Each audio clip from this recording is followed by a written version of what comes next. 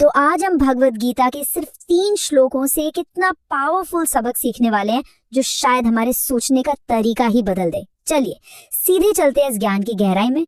और देखिए, ये जो सिद्धांत है ना, ये सिर्फ किसी युद्ध के मैदान के लिए नहीं है, बल्कि हमारी जिंदगी में आने वाली हर चुनौती में सफलता की कुंजी है। इसे समझना ही आज हमारा मेन मकसद है। तो चलिए सबसे पहले कहानी के पहले हिस्से में चलते हैं।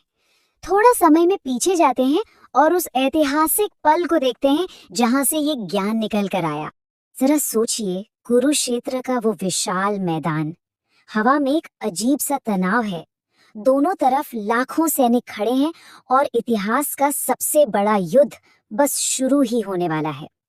ठीक उसी वक्त कौरवों का राजकुमार दुर्योधन अपने दुश्मन यानी पांडवों की सेना को बहुत ध्यान से देख रहा है।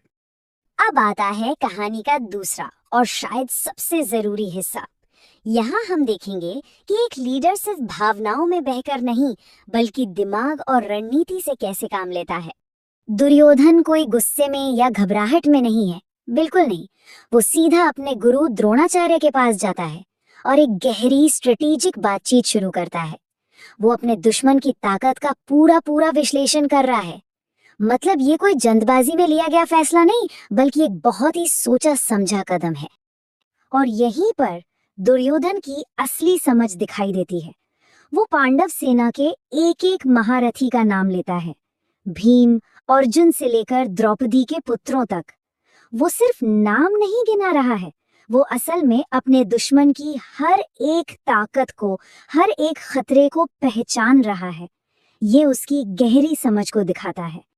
और जरा दुर्योधन के इन शब्दों पर ध्यान दीजिए। वो अपने दुश्मनों को कमजोर नहीं समझ रहा, बल्कि वो उनकी ताकत को मान रहा है, एक तरह से उनका सम्मान कर रहा है। वो साफ साफ कहता है कि ये सभी भीम और अर्जुन के बराबर के वीर हैं। तो चलिए अब इस पुराने युद्ध के मैदान से बाहर निकलते हैं और सीधे आज की दुनिया में आते हैं। देखते हैं कि ये जो मिलिट्री स्ट्रेटेजी है, ये हमारी जिंदगी में कामयाबी का एक दमदार फॉर्मूला कैसे बन सकती है। तो सवाल ये उठता है कि इस पुरानी कहानी से आज हम क्या सीख सकते हैं, इसमें हमारे लिए क्या छिपा है। चलिए इसे डीकोड करते हैं।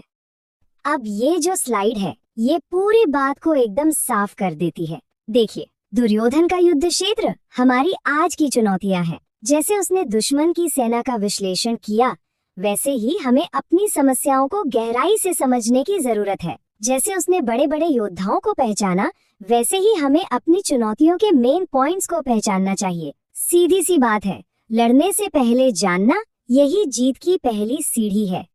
तो इस पूरे सबक को हम पूर्ण जागरूकता का सिद्धांत कह सकते हैं। मतलब किसी भी मुश्किल से निपटने का पहला कदम है उसे पूरी तरह से समझना, उसके हर हिस्से को, उसकी ताकत को, उसकी हर बारीकी को। और एक बात हमेशा याद रखने वाली है, अपने दुश्मन या अपनी समस्या को गहराई से जानना कोई कमजोरी या डर की निशानी नहीं है। ये तो सबसे बड़ी ताकत है, सबसे अच्छी रणनीति है।